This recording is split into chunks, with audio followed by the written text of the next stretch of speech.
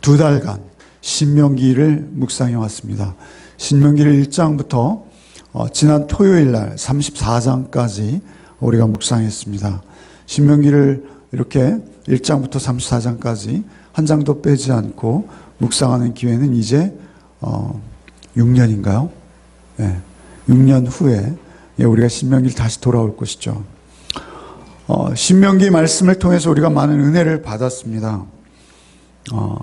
그런데 오늘 그 마지막 장 마지막 한 절, 사실은 34장이 있습니다만 34장은 모세의 이야기가 아니라 모세의 죽음, 그리고 여호수아가 모세의 지도자 그 자리를 승계하는 그러한 내용이죠.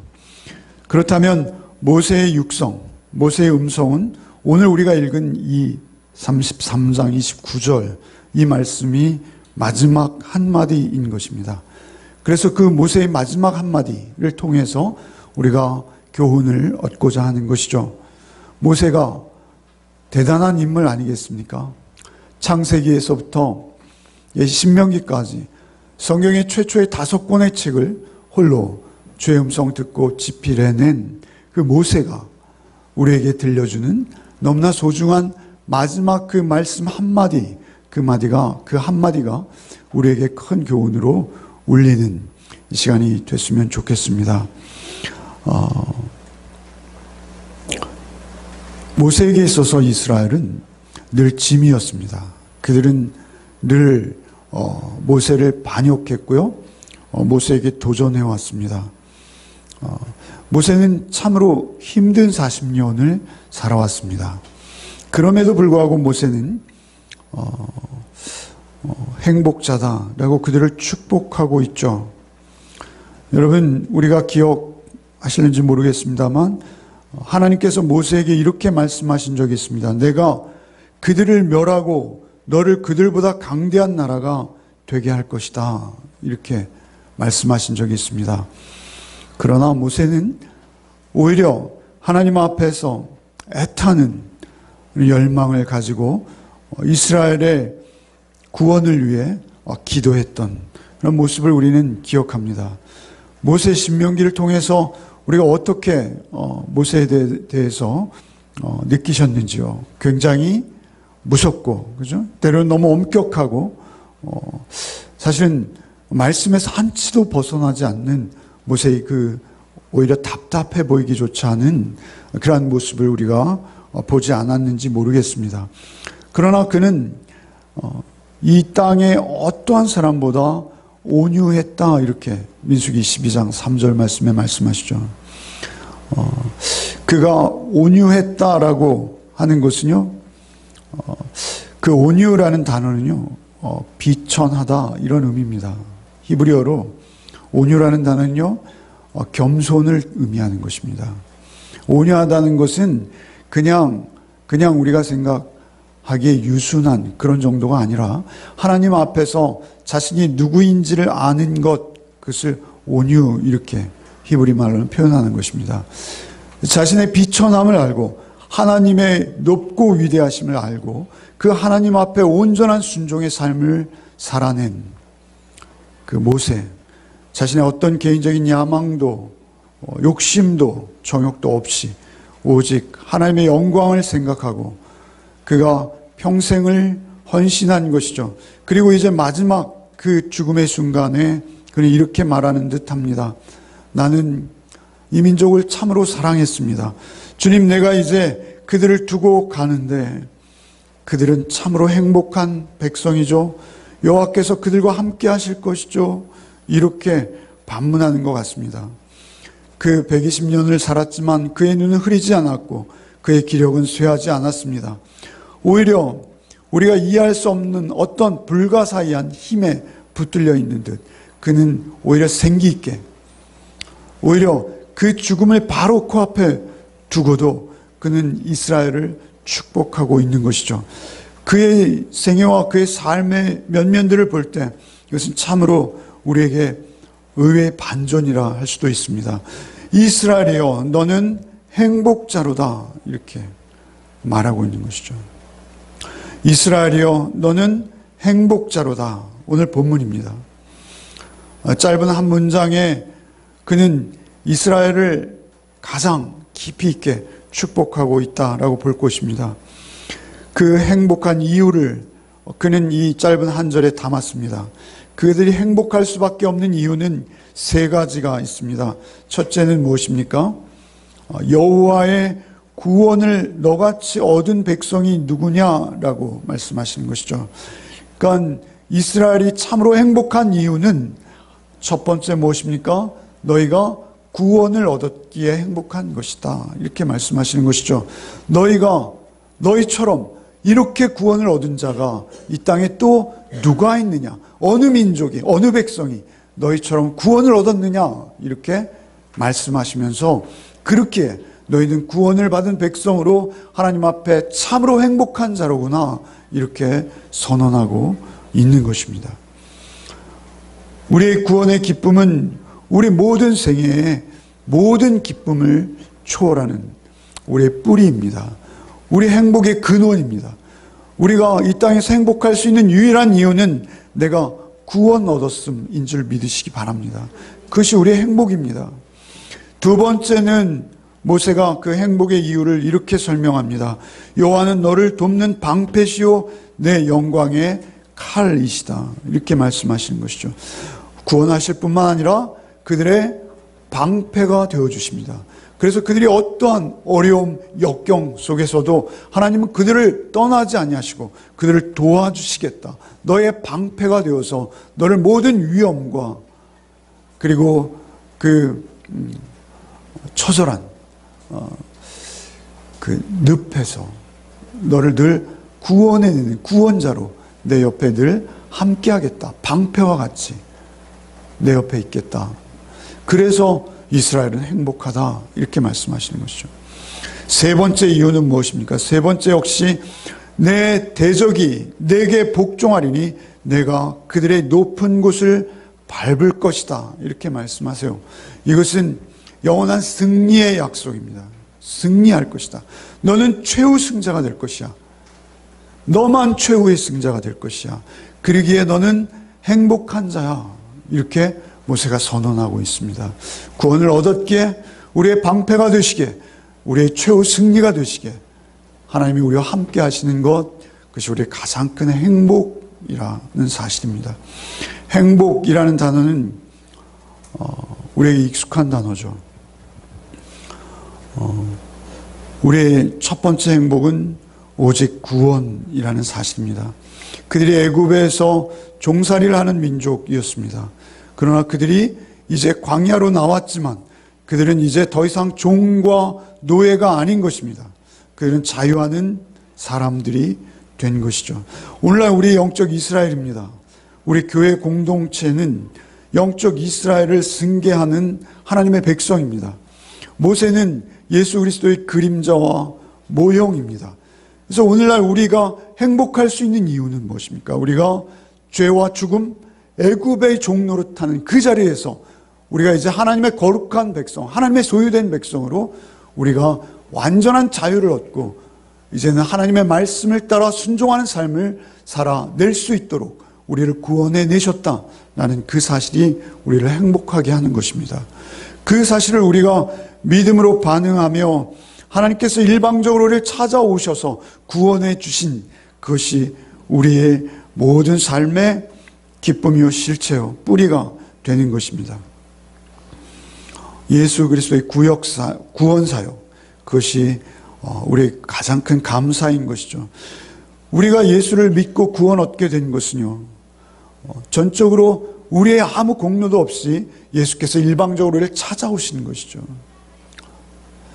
여러분, 오늘 우리 본문이 있는 신명기 33장은 말이죠, 이스라엘의 12지파를 한 지파 한 지파 들어서 모세가 축복하는 내용입니다. 야곱의 축복과 달라요. 모세는 정말 그들의 약점을 오히려 알고 그들에게 필요한 복들을 위해서 간절한 마음으로 복을 빌어주고 있습니다. 그런데 그 복을 빌어주는 그 내용을 사실은 한 보따리가 둘러싸고 있습니다. 보따리 구조죠. 늘 말씀을 드리죠. 히브리 문학의 특징, 하나의 기법이라는 것이죠. 그 보따리가 무엇인지 2절과 26절을 한번 읽어보겠습니다. 그 12지파를 축복할 때 2절에 이렇게 말씀하십니다. 함께 읽겠습니다. 여호와께서 시내산에서 오시고 세일산에서 일어나시고 바란산에서 비추시고 1만 성도 가운데 강림하셨고 그의 오른손에는 그들을 위해 번쩍이는 불이 있도다. 여호와께서 시내산에서 오시고 1만 성도 가운데 강림하시고 1만 성도, 그는 200만입니다. 1만이라는 표현은요, 오고 오는 세대의 모든 성도를 일컫는 표현이죠. 그 1만 성도 가운데 강림하시고 시내산에서 그들을 찾아오신 하나님, 시내산에서 오시고 1만 성도 가운데 강림하신 하나님, 26절에 이렇게 말씀하십니다. 26절에 그가 너를 도우시려고 하늘을 타고 궁창에서 위엄을 나타내시는도다. 그가 하늘에서 궁창에서 위엄을 이스라엘 민족 향해서 나타내셨도다. 이렇게 기록하고 있습니다. 구원은 말이죠, 절대적으로 하나님이 우리를 찾아오시는 것입니다. 하나님께서 우리를 찾아오시지 않으면 우리는 구원받을 수 없습니다. 여러분이 교회에 나와 있는 것도, 예배 드리고 있는 것도, 그리고 성령의 도우심으로 말씀을 조금 더 깊이 이해하고 그 말씀이 그런가 하여 여러분 상고할 수 있게 된 것도 여러분의 어떤 특별함이 아니라 하나님께서 여러분을 찾아오시고 은혜 베푸신 것, 그 결과인 것을 믿으시기 바랍니다. 그로 인해서 우리는 하나님 앞에 나올 수 있었어요. 그로 인해서 우리는 하나님의 진리의 말씀, 육신이 되어서 오신 주의 십자가, 그 대속의 구원 앞에 우리는 나올 수 있었던 것이죠. 마치 그들이 유월절 어린 양의 피를 의지해서 그들이 집 안에 피해 있을 때 그 심판이 그들을 지나갔듯이 우리가 예수 그리스도의 보혈로 인해서 우리가 하나님의 심판대 앞에서 우리의 심판을 면하게 되는 그 은혜, 그 은혜로 인해서 우리는 이제 구원받은 자가 된 것입니다. 그 구원받은 자로서 우리는 이제 죄와 죽음의 종이 아닙니다. 더 이상 죽음은 우리에게 권리가 없습니다. 그래서 우리는 십자가와 그 보혈의 대속의 은혜와 그 영원한 부활의 생명의 약속으로 우리는 죄와 죽음으로서 완전히 자유인이 된 것을 믿으시기 바랍니다. 그래서 우리는 사망아 너희 쏘는 것이 어디 있느냐 선언할 수 있는 것입니다. 로마서 8장 1절로 2절 말씀, 그러므로 이제 그리스도 예수 안에 있는 자에게는 결코 정죄함이 없나니. 2절 말씀에 이는 그리스도 예수 안에 있는 생명의 성령의 법이 죄와 사망의 법에서 너희를 해방하였습니다.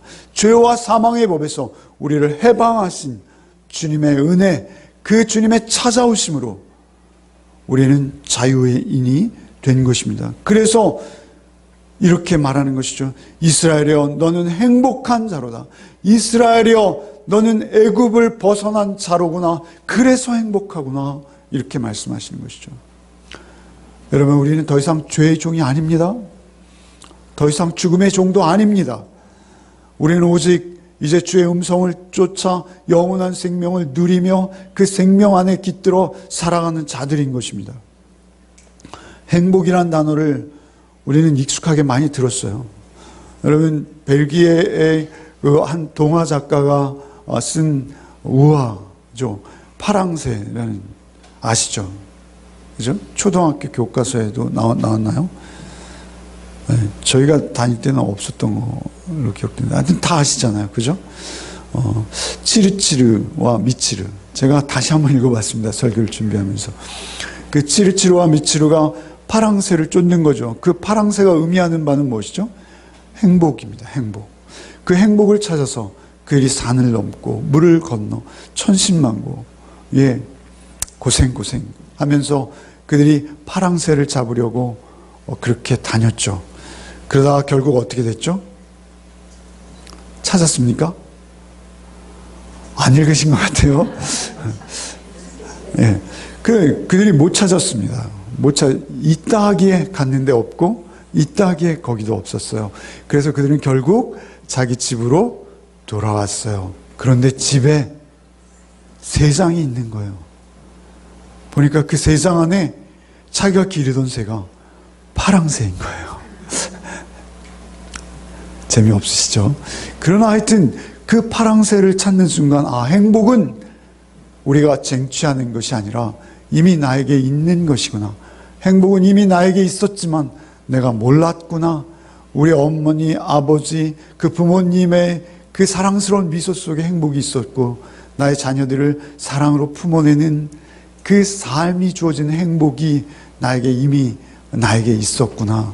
그것을 깨달았다라는 우화죠. 그러나 너무 아름답죠. 그죠? 우리에게 큰 깨달음을 줍니다. 무엇입니까? 환경과 여건이 우리의 행복을 결정하는 것이 아니라 우리의 상태, 우리의 존재가 행복의 의미를 설명하는 것이다. 얼마나 놀라운 깨달음이고 감동입니까? 그럼에도 불구하고 그가 잡은 행복은 진짜 행복일까요? 진짜 그 행복을 누릴 수 있는가요? 우리는 그런 점에서 이 파랑새라는 우화가 우리에겐 오히려 허무하게 들릴 수도 있는 것이죠. 우리의 외적인 조건이나 환경만이 행복을 주장하는 것은 절대 아니라는 것을 우리는 잘 압니다. 요즘 우리가 뉴스를 접하면서 더욱 잘 알죠. 그렇지 않습니까? 아무리 돈이 많아도요, 행복하지 않습니다. 그렇지 않은가요? 아무리 높은 지위에 올라도 행복하지 않습니다. 요즘 우리 의원 나리들 얼마나 힘드세요. 그렇지 않습니까? 그 모든 것이 행복의 조건이 아니라는 것이죠. 오직 하나님과 화해한 자, 예수 그리스도의 십자가 대속의 은혜로 원수되었던 하나님과 화해해서 이제 하나님과 사랑의 관계, 그 밀월의 관계에 들어간 자, 그 사랑의 관계가 회복되어진 자, 파스칼의 표현대로 우리는 영적인 존재요, 하나님의 피조물이기에 우리 안에 하나님의 존재가 아니면 채워질 수 없는 어떤 그러한 곳이 있다 하죠. 하나님으로만 채워질 수 있는 그곳에 하나님이 찾아오신 상태, 그것이 행복입니다. 그것이 구원입니다. 그래서 오늘 본문은 이스라엘이여 너는 행복자로다. 하나님께서 너에게 임하셨다. 이런 말씀인 것입니다. 여러분, 우리 그 구원 안에 우리의 모든 행복의 조건이 있는 줄 믿습니다. 이스라엘은 환경적으로 그렇게 행복한 조건이 지금 현재 아닙니다. 그들은 가나안에 수없이 많은 전쟁을 치러야 합니다. 목숨이 오고 가는 전쟁입니다. 그런가 하면 그들이 가장 사랑했고 의지했던 그들의 지도자, 그들의 아버지처럼 의지했던 모세가 이제 자신이 죽을 것이라는 이야기를 그들에게 몇 번씩이나 했습니다. 그리고 이제 그가 떠나야 할 시간은 바로 코앞에 다가왔습니다. 그들의 환경은 참으로 불안했고 그들의 앞날은 불투명했습니다. 그러나 모세는 그들을 향해서 이스라엘아 너희는 참으로 행복한 자로다, 이렇게 선언하고 있는 것입니다. 모세가 말이죠, 너희는 앞으로 행복한 자다, 이렇게 말하지 않습니다. 모세가 말이죠, 너희는 참으로 행복한 자였다 라고 과거로 말하지 않습니다. 모세는 오직 현재형으로 말할 뿐입니다. 이스라엘아 너는 지금 행복한 자로다. 그들의 여건이 어떠하든 그들의 상황이 어떠하든 하나님께서 강림하셨고 하나님께서 그 말씀으로 우리와 현존하시고 계시니 우리는 더없이 행복한 자로다. 이 땅에서 누가 하나님의 말씀 앞에 온전히 동행하는 이 복을 누렸는가? 그러한 자는 이전에 없었다. 너희같이 구원받은 민족이, 너희같이 구원받은 자가 이 땅에 누가 있었더냐, 이렇게 말씀하고 계신 것입니다. 우리의 구원이 찾아올 때, 우리 주님이 우리에게 찾아오실 때 우리는 세상을 다 얻은 것입니다. 그리고 그 주님이 우리 안에 함께 하시면 우리는 이미 행복한 자가 된 것입니다. 하나님의 임재를 경험하고 있고 그 확신으로 주님과 죄사함 받고 동행하고 있다면 우리에게는 이미 그 행복이 임해 계신 것입니다. 모든 죄와 사망에서 나를 자유케 하시는 주님, 그 주님을 늘 현재적으로 여러분의 매일매일의 삶 속에서 누리고 경험하시고 승리하시는 그런 삶이 되시기를 바랍니다. 그것은 오직 주님 한 분만으로 가능한 것입니다. 모세가 이토록 선언할 수 있었던 것은 그가 바로 구원하시는 하나님을 누구보다 가까이에서 경험했기 때문에 이렇게 말할 수 있는 것이에요. 이스라엘아, 너는 참으로 행복한 자로다. 이 말씀을 묵상하면서 떠오르는 것은요, 그가 오히려 죽음 앞에 이토록 생생하게 그들을 축복할 수 있는 이유는요, 그들이 참으로 모질고 반역했지만 그 출애굽 2세대 가운데 함께 하시는 하나님을 모세는 경험할 수 있었던 것입니다. 여러분, 우리가 말이죠, 그 반대의 경우도 한번 생각해 보십시다. 우리가 말이죠, 이 땅을 떠나게 되었을 때, 죽음이 우리 앞에 있을 때, 아니 그것이 언제 우리를 찾아올지 모르지 않습니까? 죽음이 우리 앞에 바로 와 있을 때 내 자녀들이 아직도 진리의 길을 외면하고 하나님을 외면하고 하나님을 따르지 아니할 뿐만 아니라 그가 세상 사람들이 쫓는 그 파랑새를 쫓아 끊임없이 방황하고 있다면 우리가 이런 축복을 누구에게 할 수 있겠습니까? 우리가 이런 축복을 누구에게 할 수 있겠습니까? 우리가 이런 축복을 할 수 있는 복이 있으시기를 바랍니다. 그 복을 우리가 누리지 않고는 누구도 우리가 축복의 관계로 들어가지 못한다는 사실입니다. 죄와 죽음에서의 온전한 자유를 여러분만 아니라 여러분 자녀 그리고 여러분의 주변에 누구도 그 온전한 자유를 누리게 하는 그 일의 통로로 여러분 쓰임받기를 바랍니다. 그것은 내가 주님 앞에서 온유한 자, 겸손한 자로 늘 주의 대속의 연희 안에 붙들려 있을 때만 가능한 것입니다. 여러분, 다윗을 우리는 잘 알고 있죠. 다윗이 눌렸습니다. 죄와 죽음으로부터 그가 공포에 사로잡혔습니다. 그는 처음부터 주님을 아는 자였습니다. 그는 시편 51편 11절 12절에 이렇게 그는 기도하고 있습니다. 나를 주 앞에서 쫓아내지 마시며 나를 주 앞에서 쫓아내지 마시며 주의 성령을 내게서 거두지 마옵소서. 주의 구원의 즐거움을 내게 회복시켜 주옵소서. 우리의 삶 속에서는 늘 이렇게 죄에 눌릴 때가 있는 것이고요. 우리의 마음이 범죄하여 하나님과 멀리 나올 때가 있는 것입니다.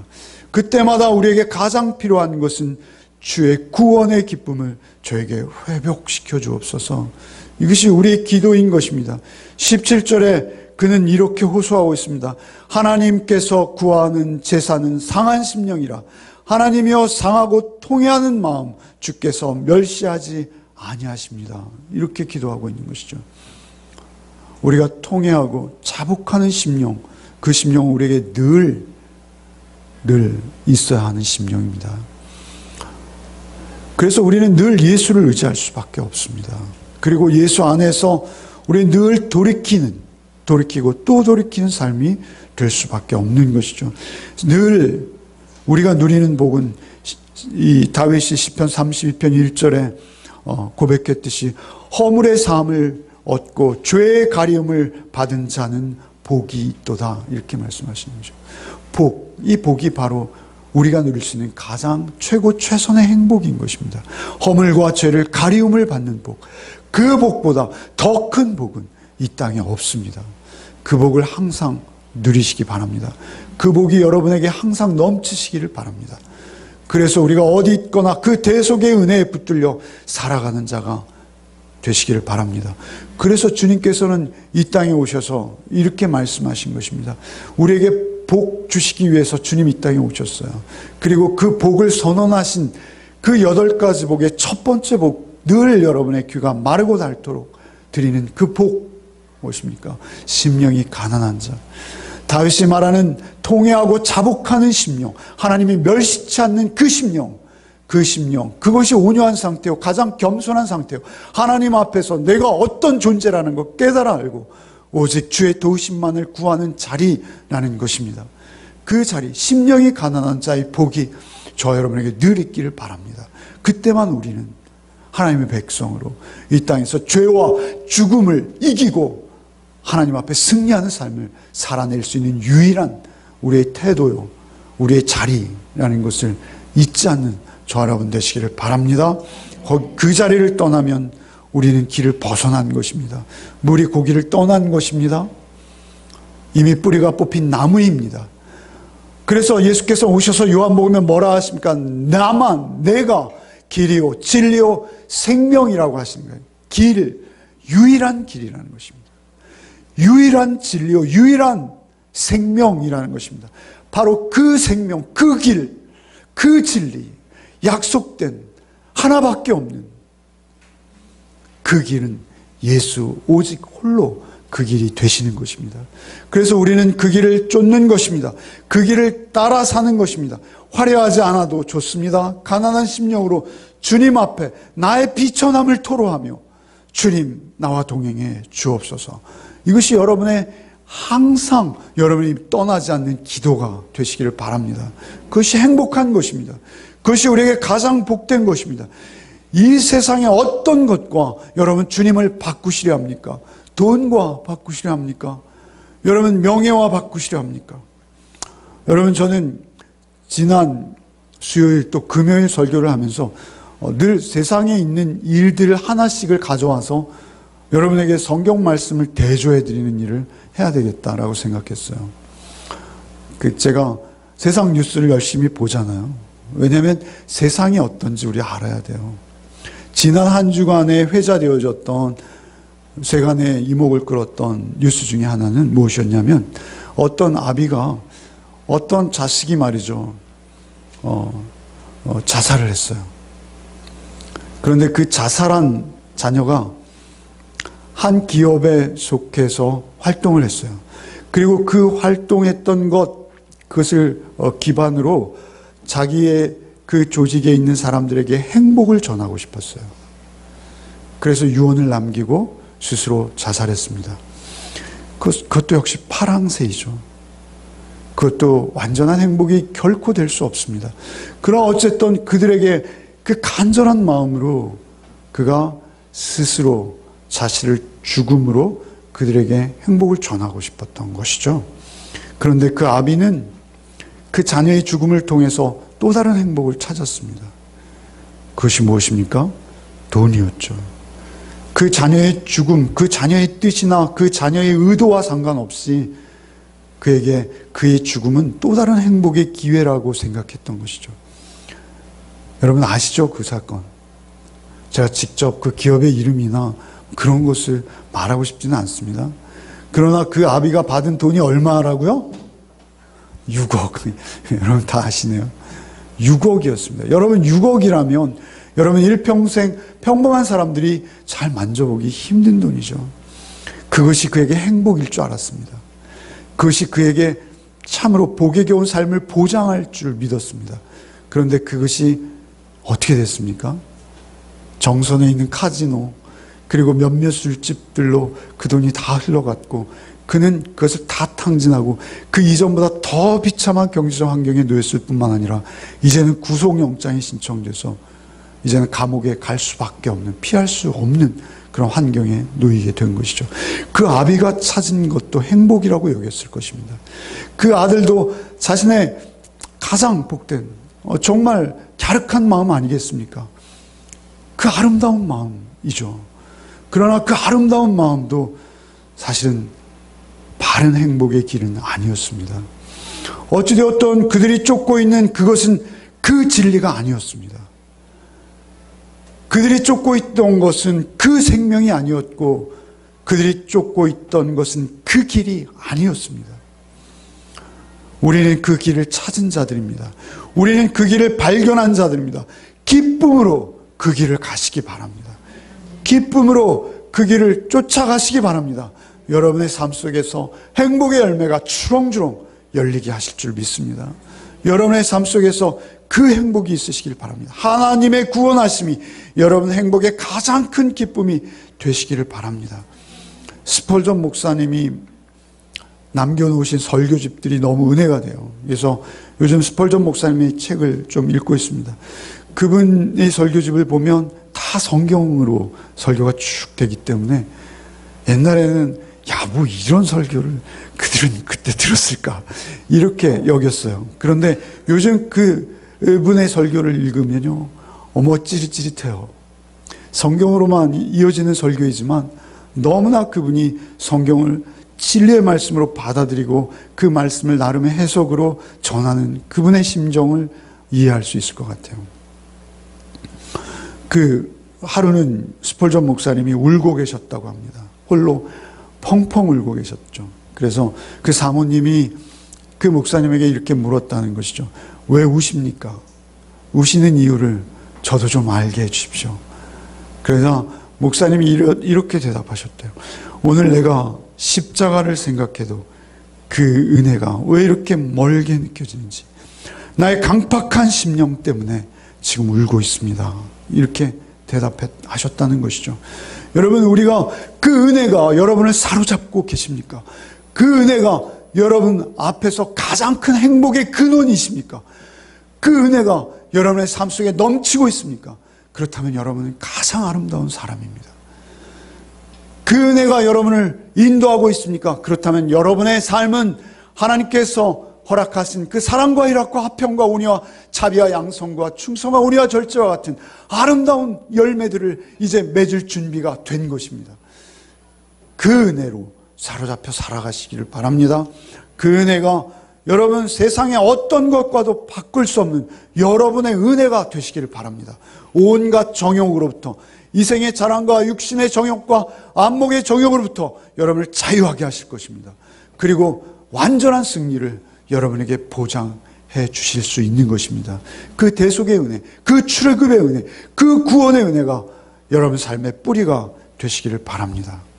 여러분, 두 번째는 무엇입니까? 그는 너를 돕는 방패시요 칼이로다. 그렇게 행복하다는 것입니다.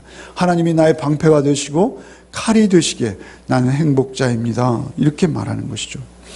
여러분, 이것은 그들의 삶의 보호와 승리를 약속하는 것이죠. 여러분, 이 땅에는 우리의 영적 전쟁이 많이 있습니다. 우리가 수요일날 강의하는 내용이 무엇이죠? 에베소서 결론이 뭐예요? 에베소 6장의 전신갑주입니다. 전신갑주는 우리가 영적 전쟁을 치르는 하나님의 영적 군사의 신분이라고 말씀하시는 것이죠. 여러분, 구약에는 많은 전쟁들이 있습니다. 그러나 그 모든 전쟁의 주인공은 내가 아니라고 성경은 말합니다. 구약에서도 동일하게 말합니다. 에베소 6장에서도 오직 주 안에서 그의 힘의 능력으로 강건하여질 때만 그 전쟁이 가능하다라고 말씀하셨듯이 구약에서도 동일한 것입니다. 기디온의 300명의 용사가 수십만의 대군과 전쟁한다? 이것은 말이 되지 않습니다. 한낱 소년 다윗이 양만 치던 그가 골리앗 앞에 선다? 말이 되지 않습니다. 그러나 승리합니다. 왜 그렇습니까? 하나님께서 하시는 전쟁이라는 것입니다. 그 전쟁을 통해서 우리가 세상에서 작은 군사력으로 큰 강대국을 물리친다, 그런 이야기가 아닙니다. 여러분의 인생, 여러분의 삶 중에 여러분이 세상에서 많은 위험과 환난으로 맞닥뜨릴지라도 여러분 하나님께서 여러분과 함께 하시면 전쟁은 여호와께 속한 것이기에 여러분은 반드시 승리할 수밖에 없다라는 것을 오늘 약속하는 것입니다. 하나님이 여러분의 방패와 칼이십니다. 여러분은 반드시 승리합니다. 왜 그렇습니까? 하나님 편이기 때문에 그렇습니다. 하나님은 패배할 수 없으십니다. 하나님은 패배할 수 없으십니다. 여러분이 하나님의 영광을 위해서 하나님의 은혜를 힘입고 그 안에 대속의 은혜로 여러분 새 생명 얻은 자로 여러분의 삶을 살아간다면 여러분의 삶은 이 땅에서 마귀와 사단이 넘볼 수 없는 것입니다.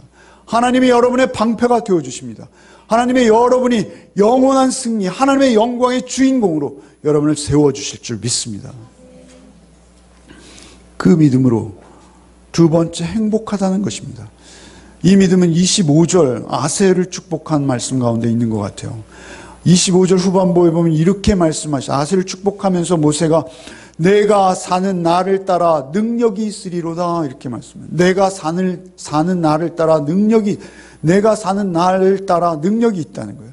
내가 사는 날은요, 고난의 날도 있고요, 낙심하는 날도 있고요, 죄에 쓰러지는 날도 있고요, 정말 피투성이가 되어서 이제는 끝이구나 하는 날들이 우리 가운데 많이 있습니다.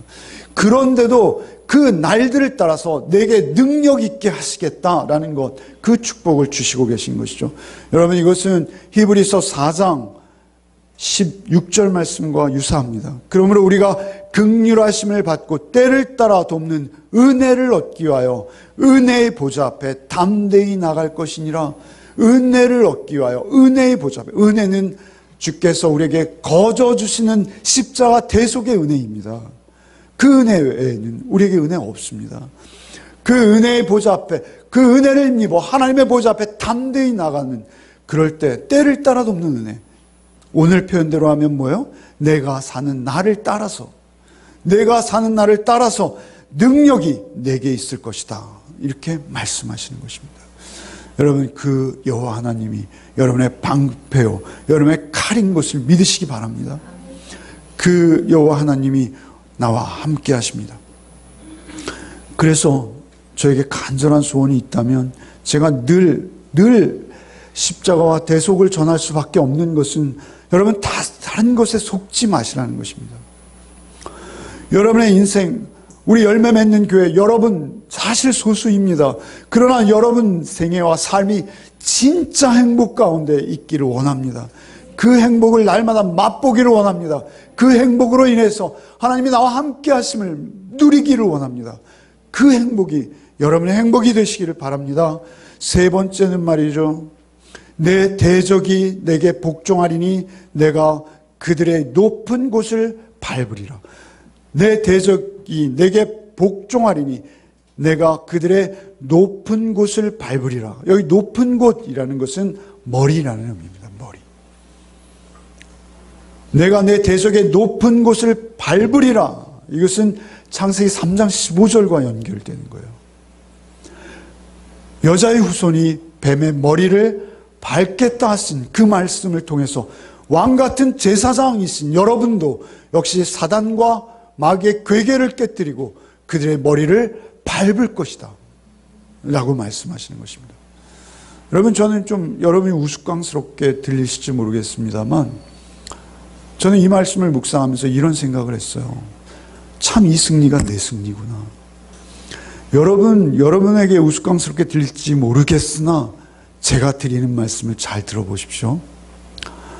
여러분, 마지막 우리가 예수 피를 힘입어 주의 보혈을 힘입어 하나님의 심판대 앞에 나가죠. 그때 세상의 많은 군왕들이 우리와 함께 하나님 앞에 설 것입니다. 여러분, 그 앞에는요, 여러분, 제일 먼저 떠오른 인물이 누구였냐면 진시황이었어요. 진시황은 중국의 비단, 최고의 비단으로 그의 온몸을 감싸고 있었을 것이죠. 그가 이 땅에서 그의 생명을 조금이라도 연장하기 위해서 그때 당시에 가장 귀하다는 수은을 구해서 벌컥벌컥 마셨습니다. 여러분, 수은 먹으면 어떻게 돼요? 이따이 아시죠? 예. 수은 먹는 것보다 더 고통스러운 것은 우리 육신에 없다고 합니다. 그도 수은을 마신 그 모습으로 중국의 비단으로 그 온몸을 감싸고 하나님 앞에 설 것이죠. 믿으십니까? 나폴레옹도 마찬가지죠. 준말을 타고요, 번쩍이는 칼을 빼어들고 하나님 앞에 설 것이죠. 그 상상을 했어요. 좀 우습지만 바로 그것이죠. 때를 뭐라 하세요? 내가 그들의 높은 곳을 밟으리로다. 그들이 승자입니까? 여러분이 승자입니까? 하나님 앞에서 여러분, 누가 승자가 됩니까? 여러분, 진시황이 서 있고 나폴레옹이 서 있는데 그 옆에 또 한 인물이 떠올랐어요. 전두환. 그가 탱크와 많은 군사들을 거느리고 우리 앞에 서 있을 것이죠. 박정희가 박근혜의 손을 잡고 그 옆에 서 있을 것이죠. 그 옆에 이명박 장로님, 아마 그 장로 가운을 입으시고 그 옆에 서 계실 것이죠. 다 우리는 하나님 앞에 섭니다. 그때 주님이 우리를 보십니다. 누가 승자입니까? 우리가 그들과 다릅니까? 우리도 그들과 동일합니다. 우리도 그들과 늘 똑같은 유혹에 빠지고, 아니 우리가 조건과 형편이 환경이 조성되지 않아서 못했을 뿐이지 그들보다 더하면 덜했지 덜하지 않았을 수도 있습니다. 그러나 우리가 그때 우리에게 한 가지 있기를 바랍니다. 나를 구원하신 주님, 나를 구원하신 주님의 은혜, 그 대속의 은혜가 여러분 안에 있기를 바랍니다. 그래서 그 은혜로 말미암아 주께서 여러분을 그 심판대에서 보시고 내가 너를 안다, 너는 나와 인격이 닮았고 너는 나와 그 삶이 닮아 있구나 라고 여러분의 손을 잡아주시는 복이 있으시길 바랍니다. 그것이 승리예요. 여기 지금 세 번째 승리는 뭐예요? 내 대적이 내게 복종하리니 내가 그들의 높은 곳을 밟으리로다. 여러분, 그들이 여러분을 부러워하시게 하십시오. 부러워하실 것입니다. 여러분이 그들 앞에서 하나님 앞에 참으로 복된 자로다, 나는 그 선언을 받으시는 복이 있으시길 바랍니다. 이 땅의 화려함에 속지 마십시오. 그것에 여러분 파랑새는 없습니다. 주님만 계실 뿐입니다. 모세는 말이죠, 바로의 왕복을 입었던 자예요. 모세는 말이죠, 40년 동안 이 땅에서 가장 화려한 곳에서 먹고 자고 살았습니다. 인생이 강건하면 70이요 80이라 했는데 그 반평생을 말이죠, 가장 화려한 곳. 그런가 하면 모세는요, 가장 낮은 곳에 살았습니다. 자기의 소유는 아무것도 없이 40년 동안을 빈들에서 오직 막대기 하나 들고, 자기의 소유는 없어요. 자기 장인의 양을 치고 있었어요. 모세는 가장 높은 곳도 경험했고 가장 낮은 곳도 경험했습니다. 그러나 모세의 생에 그 40년을 끊었을 때 마지막 그가 이스라엘 민족을 사랑하고 섬기고 그들을 위해서 그들의 강팍감과 그들의 모략과 그들의 반역을 말이죠, 다 참고 인내하며 온유한 모습으로 그들을 섬겨낸 40년이 그의 생에 너무나 큰 축복이었을 것이죠. 그 40년 동안 하나님이 그와 함께 하셨기에 그렇습니다. 하나님이 그 40년 동안 그와 함께 하셔서 그의 섬김과 그의 모든 삶을 가능하게 하신 것입니다. 그래서 그가 이스라엘 민족을 위해서 아무런 야욕도 없이 욕심도 없이 비고비인 마음으로 이스라엘을 섬겨낼 수 있게 하신 것, 그것이 그에게 가장 행복했던 것이죠. 그래서 이스라엘 향해서 이스라엘아 너는 행복자로다 이렇게 말할 수 있는 거예요. 여러분 그 모세의 마지막 40년, 제가 금요일날 우리 같이 말씀을 나누는데 금요일날 마지막 말씀이 뭐냐면요, 주일 말씀과 또 토요일 말씀 묵상하는 거예요. 토요일 말씀이 민수기 34장이었어요. 그리고 주일 말씀이 디모데후서 1장 말씀이었어요. 그래서 동시에 그 말씀을 다 읽고 지루한 설교를 여러분에게 드렸죠. 그죠? 지루하지 않으셨습니까? 하여튼 민수기 34장, 신명기 34장과, 죄송합니다. 디모데후서 1장을 강의하면서 제가 느낀 건 뭐냐면요, 모세의 삶과 바울의 삶이 너무 닮아 있다는 거예요. 너무 똑같다는 거예요. 그가 옥중에서 그의 아들 디모데에게 너는 나를 따르라. 내가 간 이 길, 너도 이 길을 따라와라. 내가 지금 감옥에 있고 홀로 있고 나의 주변의 모든 사람들이 나를 버리고 떠났지만 나는 행복한 자다. 너도 나를 뒤쫓아라.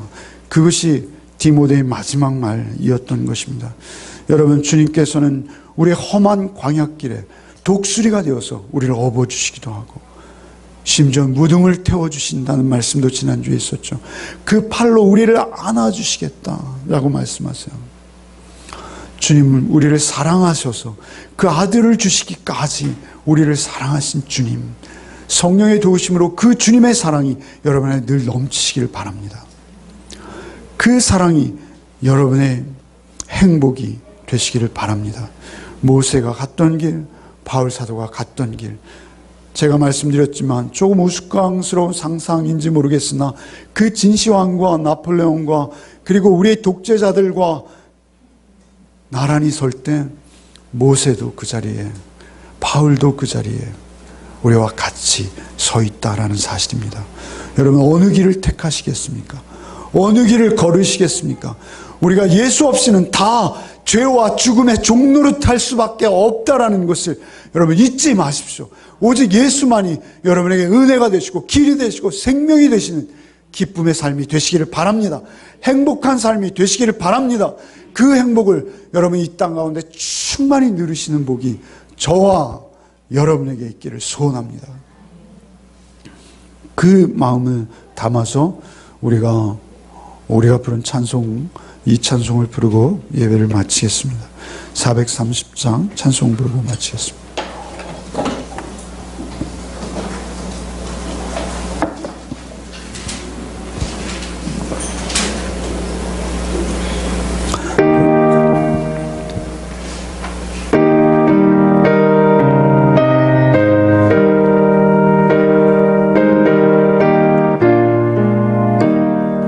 주와 같이 길 가는 것 즐거운 일 아닌가.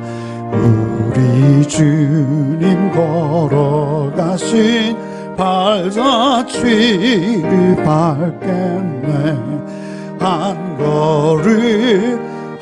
걸음 주 예수와 함께 날마다 의리 걸어가리. 어린아이 같은 우리 미련하고 약하나 주의 손에 이끌려 생명길로 가겠네. 한 걸음 주 예수와 함께 날마다 의리 걸어가리. 꽃이 피는 들판이나 험한 골짜기라도 주가 인도하는 대로 주와 같이 가겠네.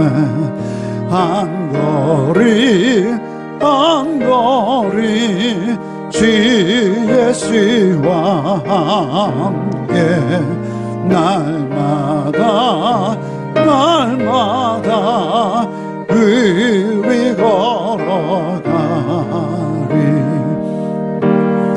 지자의 녹같이 우리들도 천국에 들려 올라갈 때까지 주와 같이 걷겠네. 한 걸음 주 예수와 함께 날마다 의리 걸어가리.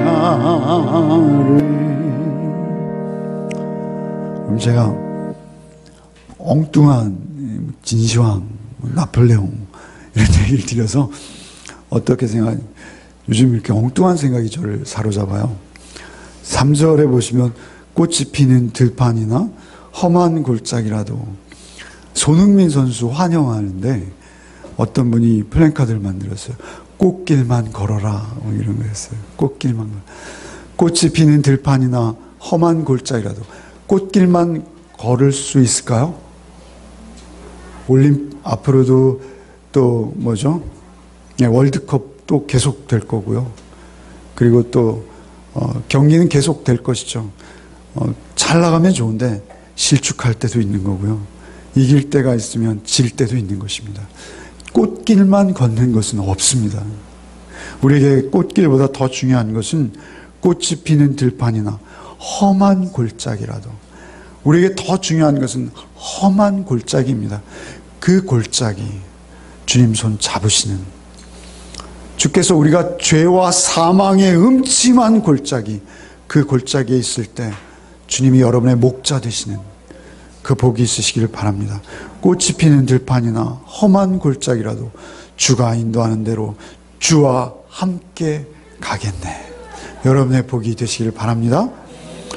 주님 감사합니다. 오늘도 주의 말씀으로 우리를 깨우시고 또한 새롭게 하시니 참 감사합니다. 이스라엘이여 너는 행복한 사람이로다. 모세가 복을 빌어준 그 말씀 우리에게 그대로 이루어진 줄 믿습니다. 주님, 우리가 늘 주님과 온전히 동행하는 삶을 살아내므로 이 땅에서 주께서 허락하신 그 축복의 삶 우리가 온전히 누리게 하여 주옵소서. 날마다 승리하게 하시고 오직 하나님께서 우리의 방패와 칼이 되어 주셔서 우리가 그들의 높은 곳을 밟는 축복의 길을 걷게 하여 주옵소서. 오직 주께서 우리와 함께 하심을 또 한 주간의 삶 속에서도 이 길을 걷게 하실 것을 믿사올 때 우리를 구원하신 우리의 영원한 길 되신 예수 그리스도의 이름으로 기도하옵나이다. 아멘. 이제는 우리 구주 예수 그리스도의 은혜와 하나님 아버지의 크고도 극진하신 사랑과 성령의 교통 충만케 하시는 은총이 오직 주께서 허락하신 그 복된 길만을 걷기로 작정한 우리 열매 가족들 위해 이제부터 영원토록 함께 계시기를 축원하옵나이다. 아멘.